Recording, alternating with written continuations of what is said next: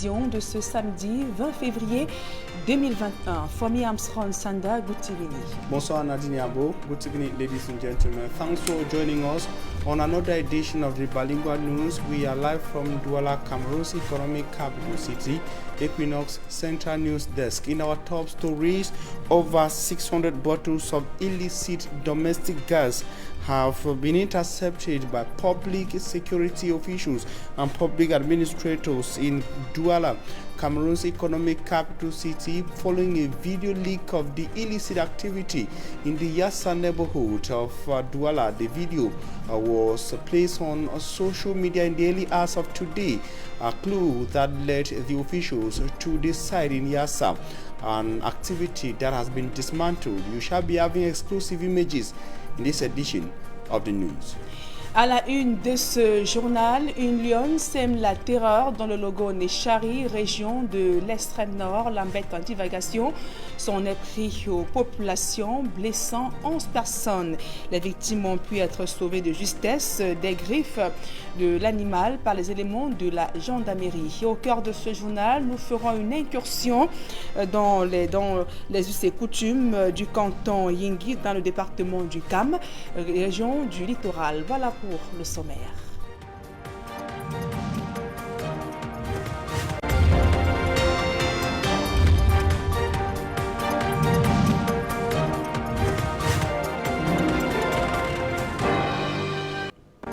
Mesdames, Messieurs, une fois encore, bonsoir et merci d'honorer ce rendez-vous de l'information sur Equinox Télévision. D'abord, ce grabuge au marché du 8e à Yaoundé, dans la région du centre. Les commerçants ont manifesté ce jour contre un concessionnaire qui leur stocke de l'argent, alors que la gestion de la partie querellée du dit marché est de la compétence de la mairie de Yaoundé.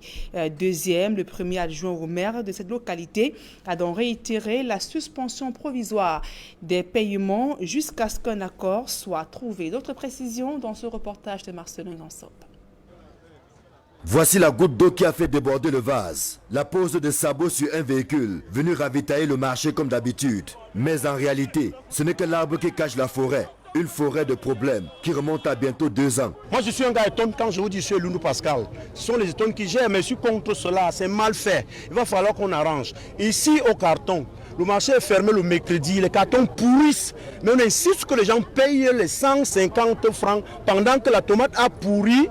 Et ils insistent, ils disent qu'ils vont enfermer les gens. J'ai été déjà convoqué plus de 30 fois. Donc vraiment on en a marre, il va falloir que ça cesse. C'est une situation déplorable et qui persiste, qu'il y a une concession, n'est-ce pas, donnée à une structure et que le maire de la ville, le maire de l'arrondissement de Yaoundé 2e ont demandé la suspension. Mais malheureusement, hier, certaines personnes sont venues mettre le sabot dans les voitures pour perturber, n'est-ce pas, cette paix sociale. Nous ne pouvons pas accepter ce genre de choses. Entre le taux pratiqué par le concessionnaire et celui fixé par la mairie de Yaoundé 2, l'écart est tel que les commerçants ont poussé un ouf de soulagement, malheureusement de courte durée. Au lieu de 5 000 qu'on payait, la mairie est arrivée nous demander de payer 2 000 le ticket parce que la concession c'est à l'intérieur du marché. Ce n'est pas la voie publique. Maintenant on s'est aligné, on a commencé à payer la mairie. Quelques jours après, il y a eu un désordre qui s'est installé.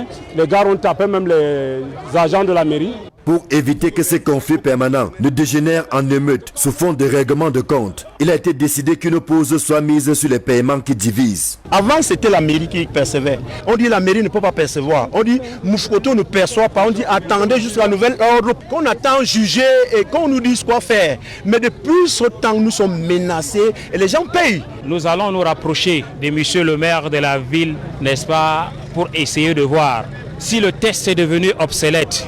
Il va falloir revoir tout ça pour que la paix puisse régner. La descente du premier adjoint au maire de Yaoundé 2 avait pour but de calmer les esprits en attendant qu'une solution définitive soit trouvée à la crise actuelle. J'exhorte, n'est-ce pas, les commerçants de suspendre, conformément au dit du maire de la ville et du maire de l'arrondissement de Yaoundé 2e, de ne plus payer jusqu'à ce que la situation soit clarifiée. Le marché du 8e est l'un des plus fréquentés de la capitale. C'est lui qui ravitaille les autres marchés en raison de sa spécialité dans la vente en gros des vivres frais, fruits et autres légumes. Il est malheureusement à l'image de la plupart des espaces marchands, c'est-à-dire touffus et désordonnés. Y circuler relève d'un concours de patience. On attend l'ordre de la hiérarchie. On ne peut plus 5 francs à personne. Et parlons à présent de la lutte contre la manipulation frauduleuse du gaz domestique. Les fins lignées de la gendarmerie et de la police ont démantelé un centre de siphonnage du gaz domestique dans la capitale économique Douala, alerté par des images diffusées sur les réseaux sociaux montrant des individus en train de réduire le volume de gaz dans les bonbons destinés à la consommation des ménages. Les forces de l'ordre ont pu mettre la main sur les présumés contrebandiers. Ils se retrouvaient dans ce qui s'apparente à un garage pour camions. Ce sont donc des centaines de bouteilles de gaz domestique qui ont été saisies. La responsable en charge du commerce et des mines se sont descendus sur les lieux pour évaluer la saisine des bonbons de gaz ainsi que le matériel utilisé pour effectuer les manipulations dangereuses. Écoutons à présent la réaction du délégué régional du commerce pour le littoral. Ce que nous avons réalisé sur place est vraiment déplorable. C'est pour ça que nous saluons beaucoup l'initiative de celui qui a pris les images et qui les a répandues sur les réseaux. Donc nous allons continuer notre action de protection du consommateur parce que c'est ça notre mission qui consiste à faire ce qu'on appelle l'équité dans les transactions commerciales. Donc pour ce qui concerne le gaz ici présent, acheter au juste prix, ça veut dire les quantités correspondant au prix réel. Avec le siphonnage, il y a un déséquilibre qui s'installe. Nous allons mettre les produits, nous allons déjà les saisir. Nous allons les saisir réellement et nous allons les mettre à la disposition de la police judiciaire pour les besoins d'enquête. Donc que la population soit vraiment calme, qu'elle soit rassurée que toutes les forces, toutes les parties prenantes s'activent. Et dans la région de l'extrême nord Cameroun, je vous le disais en titre, au moins 11 personnes ont été blessées dans le Logone et Chari par une lionne en divagation. Elles ont donc reçu plusieurs coups de blessure au niveau du dos, du ventre ainsi que des pieds. Les victimes sont des élèves des différentes écoles coraniques. Ils sont actuellement internés à l'hôpital de district de Makari, dans la région de l'extrême nord. La lionne, quant à elle, a été donc abattue par les éléments de la gendarmerie, puis transportée par les éco-gardes. Jusqu'ici, on ignore la provenance de cette bête dans une zone habitée. Et toujours dans la région de l'extrême nord, la crise sécuritaire a un impact sur l'éducation. Exemple palpable, au moins 68 écoles sont restées fermées dans diverses localités du Mayo Sava. 25 parmi elles viennent d'être réhabilitées. Élèves et enseignants devraient par la même occasion bénéficier de la protection des forces de défense et de sécurité. Xavier Fokar, Amadou Daïrou. L'éducation a subi un grand coup à Baoundiri, dans le département du Mayo-Sava, la région de l'extrême nord, où plus de 60 salles de classe, déjà dans un état précaire, ont été abandonnées par élèves et enseignants.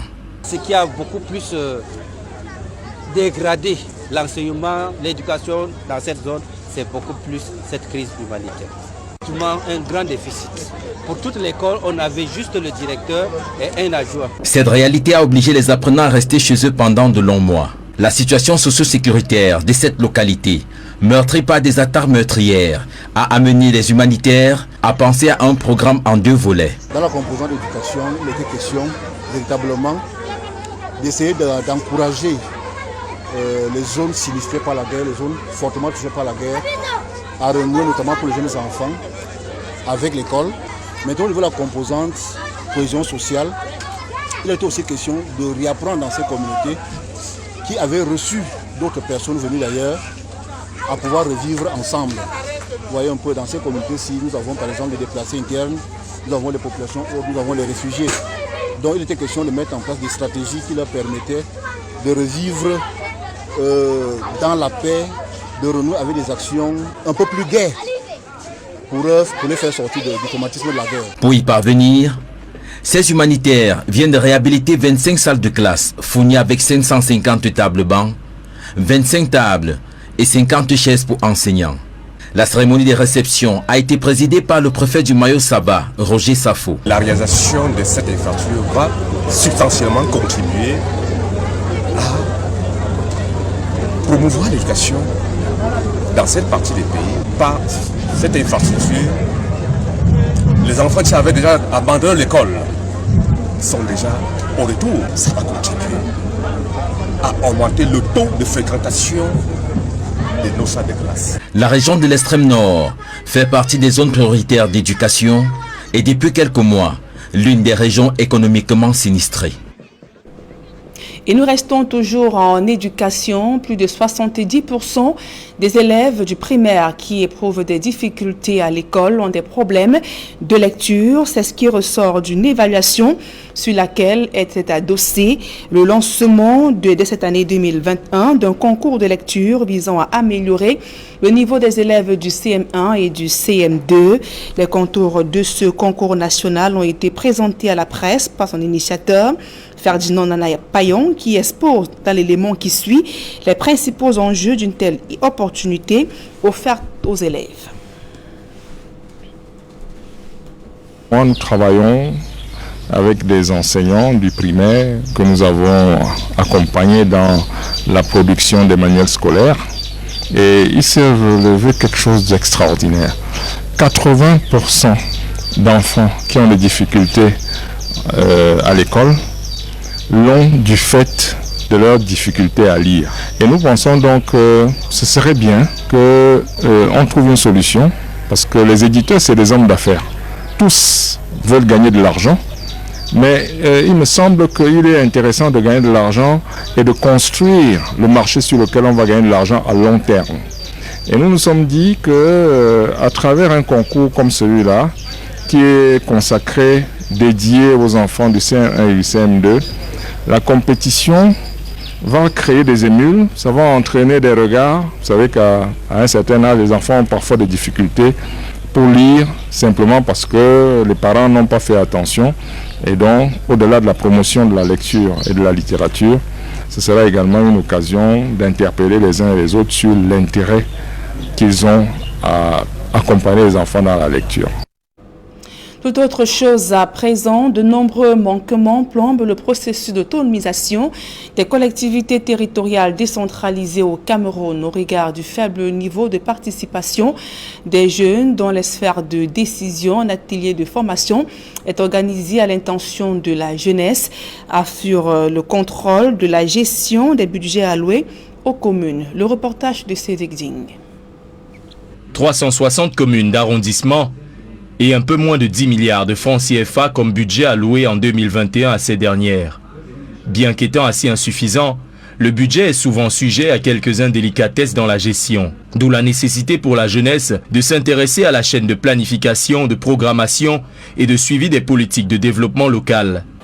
L'idée, c'est vraiment que les jeunes s'intéressent à la gestion de la commune et qu'ils fassent un suivi budgétaire indépendant de ce qui se fait au niveau des communes.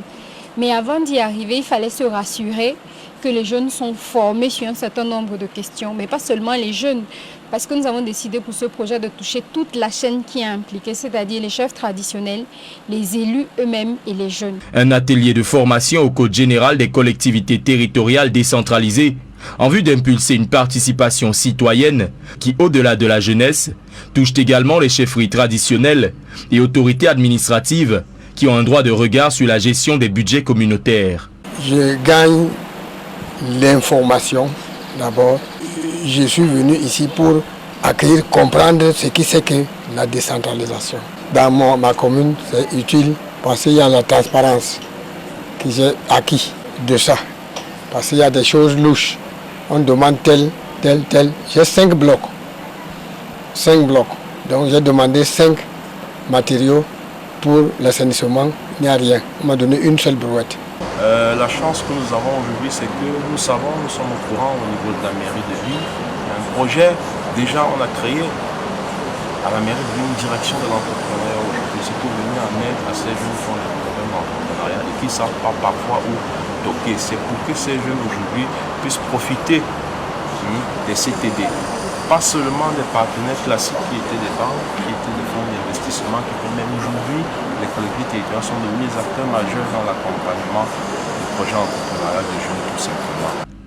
Une initiative de la plateforme indépendante des jeunes pour la démocratie et la citoyenneté qui vise à intégrer les rouages décisionnaires à l'échelle locale qui s'accentue autour de 8 communes d'arrondissement, notamment la commune de Bouéa, Limbé, Vouri 1, 2 et 3 et Yaoundé 1, 4 et 7, mais qui prétend s'étendre à bien d'autres. L'idéal serait vraiment que nous ayons aussi 10 régions, mais ce projet, c'est un peu comme un projet pilote et puis ça dépend aussi des financements parce que même dans les 3 régions, nous n'avons pas pris toutes les communes. Pouvoir former comme ça un certain coût. Et là, nous avons un appui du centre de crise du ministère des Affaires étrangères et nous espérons peut-être qu'il y aura une suite. L'idée, c'est vraiment que les textes soient maîtrisés. Une implication de la jeunesse et de toutes les parties vives de la vie communale en vue d'impulser à leur façon le développement au sein des communes. Et dans ce journal, faisons à présent une incursion dans les us et coutumes du département du CAM. Notre équipe s'est intéressée à l'intronisation d'un chef traditionnel au canton Yingui, la prise de fonction d'un dignitaire traditionnel et en effet un rite bien codé. Cédric Chouna, Donald Brice Kamgan, de retour de Yabassi. Une longue procession pour l'entame. Ce jour-là, plusieurs centaines de personnes sont rassemblées ici à la cour de la chefferie de Ndormem Sud. Après ce passage des fils et filles de la contrée, s'ensuit un culte écuménique, puis une série d'interventions. Il m'est particulièrement agréable de prendre la parole ce jour à l'occasion de la double cérémonie d'intronisation et d'installation de Sa Majesté Bouni Jacques dans ses fonctions de chef de 3e délégué du village de Ndormem Sud. La sortie du nouveau chef de la case sacrée est le moment le plus attendu.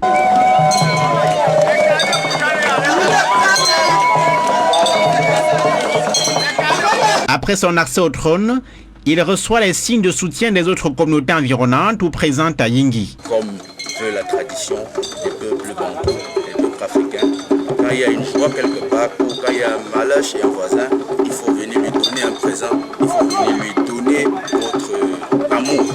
Jacques Bouni est le nouveau chef de Ndormem Sud. Ndormem Sud, l'une des chefferies du 3e degré du canton Yingui. Tout à l'heure, on vous a dit nous avons un problème d'enclavement.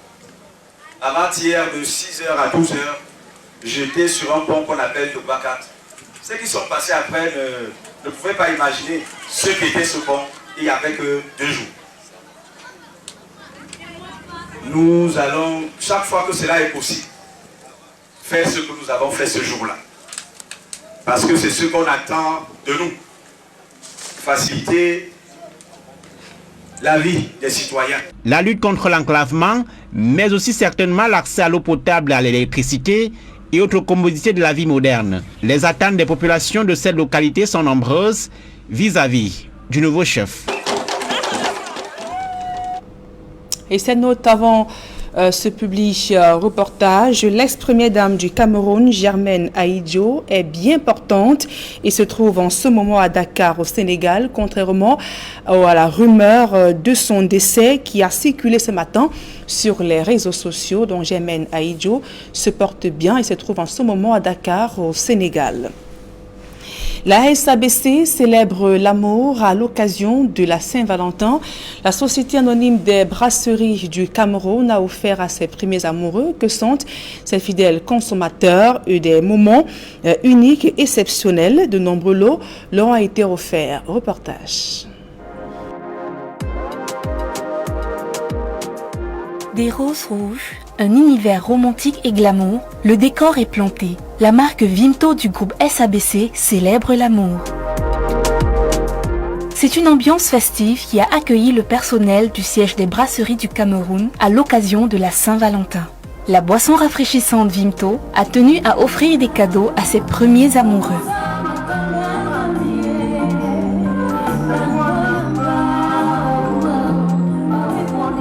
La même atmosphère s'est répandue dans les supermarchés de la place qui étaient habillés pour l'occasion aux couleurs de l'amour. Notamment au supermarché Bao où les fidèles consommateurs de la boisson aux extraits de bissap, framboise et cassis se sont vus gratifier de nombreux lots. Parce que l'amour est mieux à deux, les festivités ont continué dans un des meilleurs restaurants cabarets de la ville, le Bodge, qui a accueilli les amoureux de Vinto pour un moment romantique. Shooting, gastronomie, live band, quiz amoureux ont accompagné les plus belles déclarations de ce jour. Deuxième question, qui a dit « je t'aime » en premier?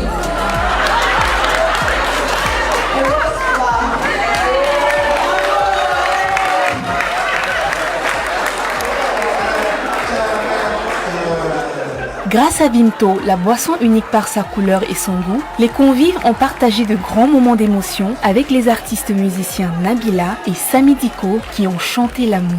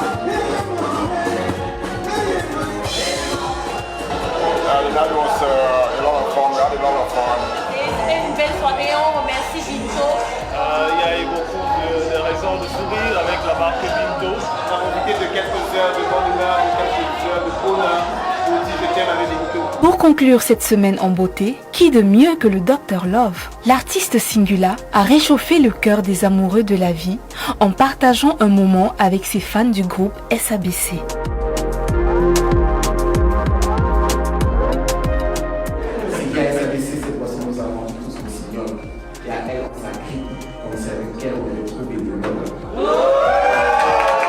Vinto a tenu sa promesse, celle de donner du goût à la vie de tous les Camerounais.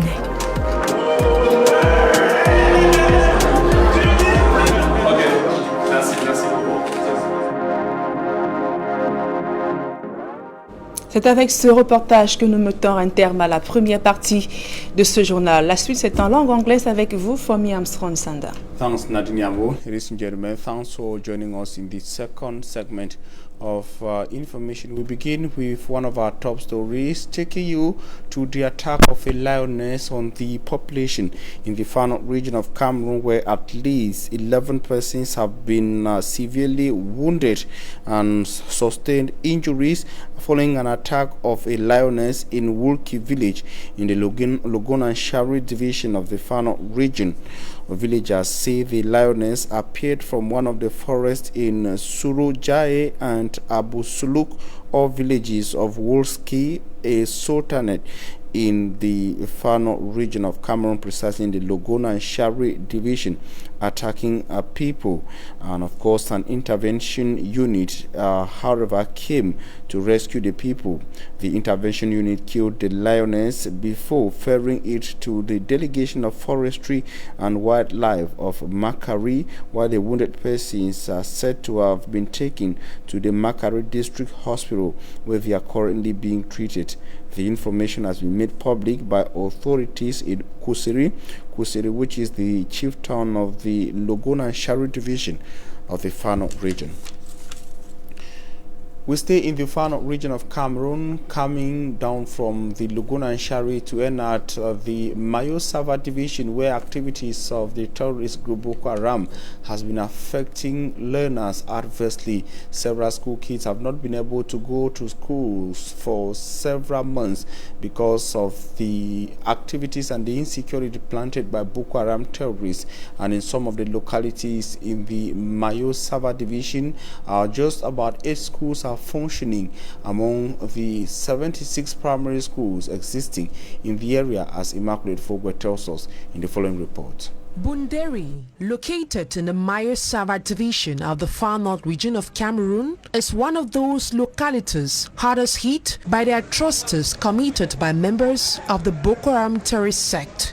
Due to the unstable nature of the area, several schools were forced to shut their doors. Out of the 76 public schools existing in the area, just 8 of them are operational, with many of them in a tattered state. To remedy the glaring problem of school infrastructure in these conflict-hit zones, a non-governmental organization, Plan International, has built and rehabilitated 25 classrooms. 750 benches, 25 tables and 50 chairs were equally offered. If I would like to encourage the parents to send back their children to this school.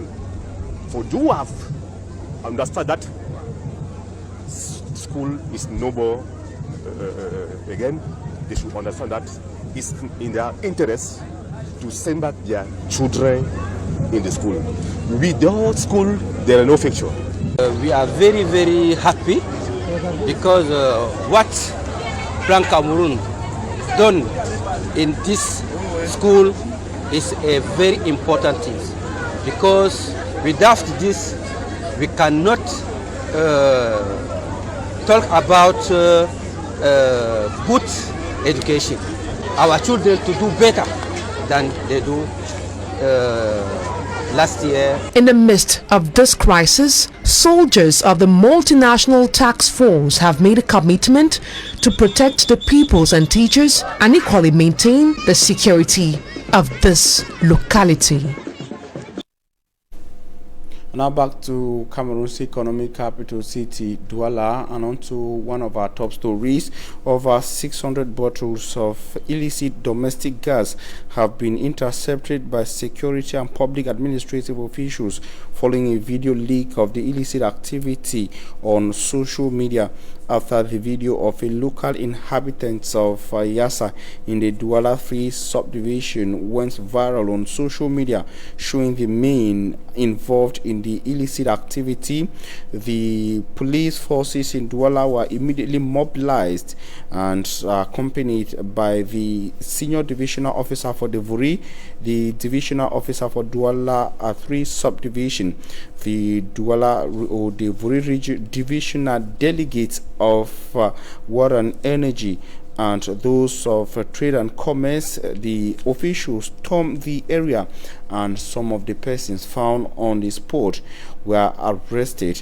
The over 600 bottles of gas are said to be counterfeit of domestic gas produced by well-known companies in Cameroon. Some of the companies who are well represented on the site, and informing the local population, the company representatives as well as the officials in charge of trade and commerce called on the local inhabitants to be conscious of what they buy and ask anytime that is asked for their gas to be weighed or be scaled anytime they go to buy gas in any of the sales points, be it in Douala or any parts in any parts of Cameroon. They have also promised to intensify the investigation to be able to bring down the entire network behind the trafficking of domestic gas. At this side, we hooked up with one of the representatives of the companies whose gas bottles were being trafficked by these men of the underworld. Very unfortunate with efforts government is making and the marketers. Is unfortunate because the business of distribution is done through parties, third parties. And the haulers and the drivers are basically engaged in these fraudulent activities. We marketers have nothing to do about it. This news came very sadly this morning, and we went into action immediately with police. They have done wonderful work and we got them. Basically, they remove the seals and discount the product. That means shorting the public who are paying for the product. Cole is so concerned about the genuinity of our services to our customer. And in our service stations, we have the weighing scale that each cylinder should be placed on weight scale to see the weight that is registered there before going. What I can say for now is the good work the security people are doing. I am confident that they will stand from this point to ensure that all culprits are brought to book across the country. We have seen only this. There are many more. And then to the customers, I will advise that they insist, especially in Kole stations, for every time they pay for their product, they should scale the cylinder to ensure that the weight tally with what is registered. This is the only way we can control this menace. The Bera City Council, that's in the East region of Cameroon, in collaboration with private partners, are bent on constructing a total of 206 modern shops for the Betua Center Market. It should be recalled that reports have it that street vending is on the rise in Betua, and traders on their part try to defend their decision to go on street vending on the deficit in the number of shops available at the Betua Central Market. Immaculate Fogwe completes that story. The high prevalence of street trading in the city of Betua, East region of Cameroon, has been attributed to the limited number of stores available in markets. Civil streets have been transformed by vendors into markets at the detriment of vehicles causing traffic. Efforts made by council authorities to drive these traders went all in vain. According to shop owners, street vending is having a negative impact on their sales because customers prefer buying from the street vendors. In a bid to address the problem of street vending, the Betua Council, in collaboration with private partners, are constructing 206 modern stores at the Brigaterie neighborhood. The reason why you see some traders occupying streets is because there are not enough stores, so we are here to help them.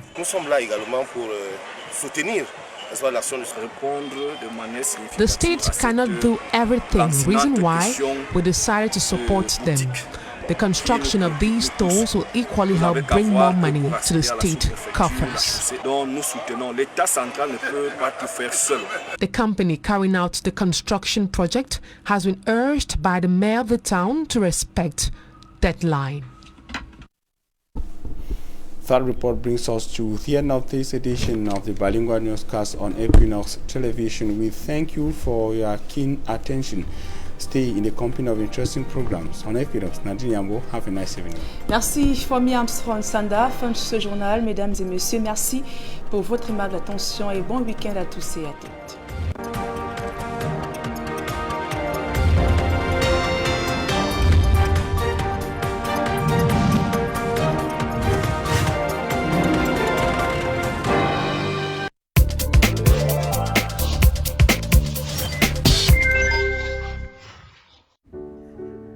Grâce à vous, j'ai vu de belles histoires d'amour.